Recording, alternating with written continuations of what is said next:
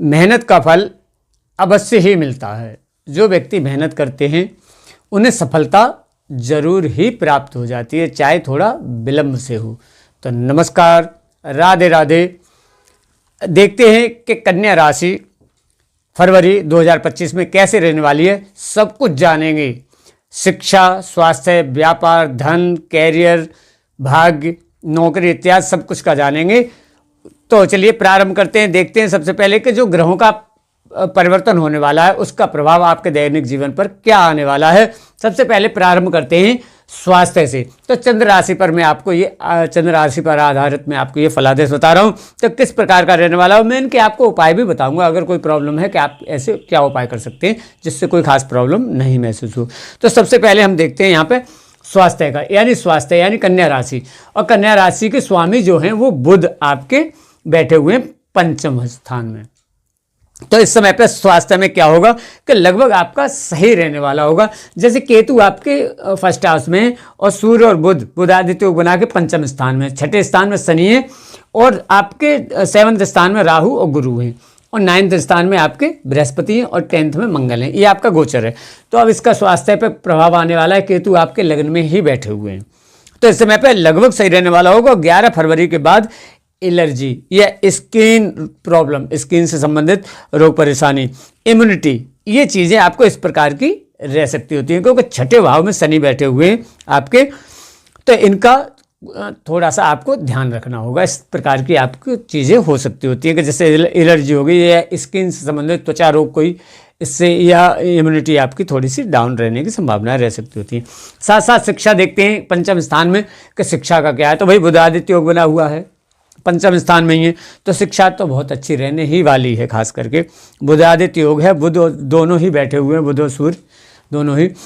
और शिक्षा में आपके साथ नया कुछ होने वाला होगा, बहुत अच्छा रहेगा। आप कुछ बदलाव करना चाहेंगे अगर शिक्षा में इस समय पे, तो बहुत अच्छा रहने वाला होगा। आप हायर एजुकेशन लेना चाहते हैं, उच्च शिक्षा करना चाहते हैं, उसमें भी आपको बहुत फ़ायदा रहने वाला होगा। तो इस समय पे आप शिक्षा के लिए कोई भी कार्य कीजिए। शिक्षा में अगर कोई डिप्लोमा वगैरह भी करना चाहते हैं तो आप कीजिए। इस समय पर आपको बहुत फ़ायदा रहने वाला होगा। शिक्षा के लिए बहुत अच्छा योग बन रहा है। खास करके यहीं पर संतान का अगर योग देखा जाए तो संतान का भी बहुत अच्छा बन रहा है। थोड़ा विलंब से रह सकता है, शनि की राशि है ये पंचम स्थान, थोड़ा विलंब से रह सकता है लेकिन बहुत अच्छा रहने वाला है। यहीं पे प्रेम संबंधों पे थोड़ी सी नज़र डाली जाए तो प्रेम संबंध भी बहुत अच्छे रहने वाले हैं इस समय पे। यहाँ पे बुध, सूर्य और बुध का योग है। 11 फरवरी से बुध का जो चेंज होगा उससे पहले पहले तो आपका बहुत ही अच्छा रहेगा। 11 फरवरी से बाद में भी जब सूर्य भी यहाँ पे आ ही जाएंगे 13 से और बुध भी आ जाएंगे तो भी अच्छा रहने वाला होगा आपका। लगभग इस समय प्रेम संबंध सही रहने वाले हैं। साथ साथ अब यहाँ पे दृष्टि डाली जाए कि जैसे शत्रुओं की क्या पोजीशन रहने वाली है। तो शत्रुओं की इस समय पे शत्रु आपके बढ़ तो सकते हैं लेकिन वो कुछ खास कर नहीं पाएंगे। थोड़े बहुत सा आपको तनाव मिल सकते हैं लेकिन अगर आप अपनी जगह पर सही होंगे तो आपका कुछ भी नहीं हो सकता है इस समय पे। और यहाँ पे वैवाहिक जीवन पर दृष्टि डाली जाए तो राहु बैठे हुए हैं वैवाहिक जीवन में। तो भाई राहु तो थोड़ा सा केंद्र में है तो थोड़ी प्रॉब्लम करेंगे। केतु की भी दृष्टि आ रही है, सीधी सी थोड़ी बहुत तनाव तो देंगे। लेकिन शुक्र की स्थिति बहुत अच्छी है, ये उच्च के हैं, आपके सप्तम भाव में ही बैठे हैं और शुक्र वैवाहिक जीवन के ही स्वामी होते हैं।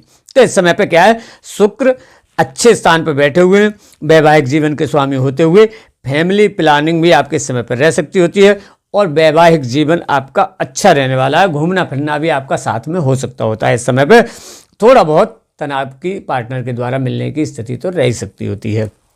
और इस समय पे अब अगर भाग्य कैरियर का देखा जाए तो भाग्य आपका इस समय पे बृहस्पति उसी में बैठे हुए हैं, 9th भाव यानी भाग्य और ये आपका कैरियर का।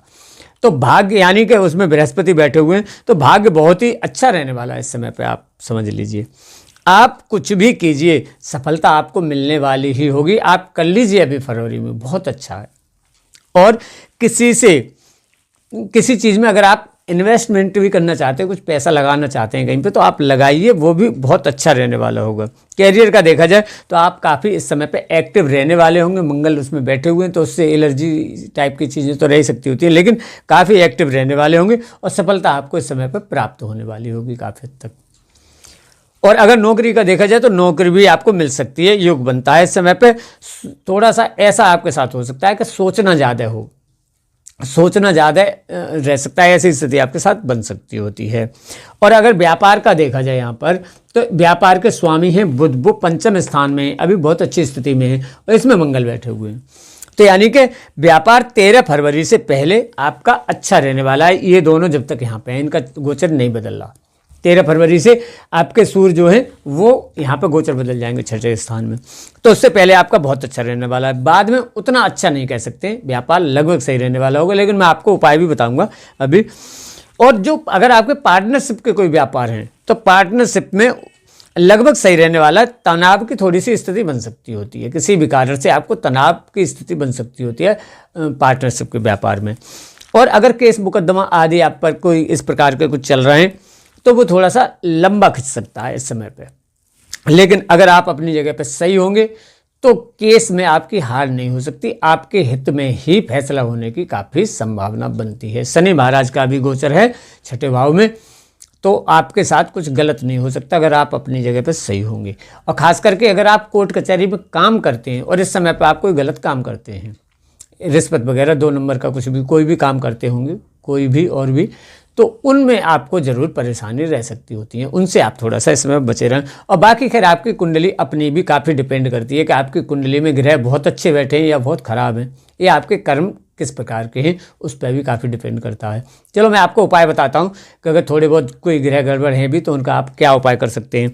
एक इस समय पर एक तो आप बुध के मंत्र का जाप कीजिए। वैसे तो कुछ खास करने की उतनी आवश्यकता है नहीं, लेकिन फिर भी आप बुध के मंत्र का जाप कीजिए। जो छठे भाव में चले जाएंगे, शस्त्रों को हैवी कर देंगे थोड़ा सा, तो आप बुध के मंत्र का जाप कीजिए, हनुमान चालीसा का पाठ कीजिए और बड़ों का सम्मान आशीर्वाद कुछ कैसे भी प्राप्त कीजिए, उससे आपको बहुत फ़ायदा रहने वाला होगा। तो आपको वीडियो कैसी लगी लाइक कीजिए, शेयर और कमेंट भी कीजिए, और चैनल पर पहली बार देख रहे हो तो आप सब्सक्राइब भी कर लीजिए। और मैं इसी प्रकार की ज्योतिष से संबंधित जानकारी देता रहता हूँ। इसी के साथ वीडियो समाप्त करता हूँ। जय माता की, नमस्कार।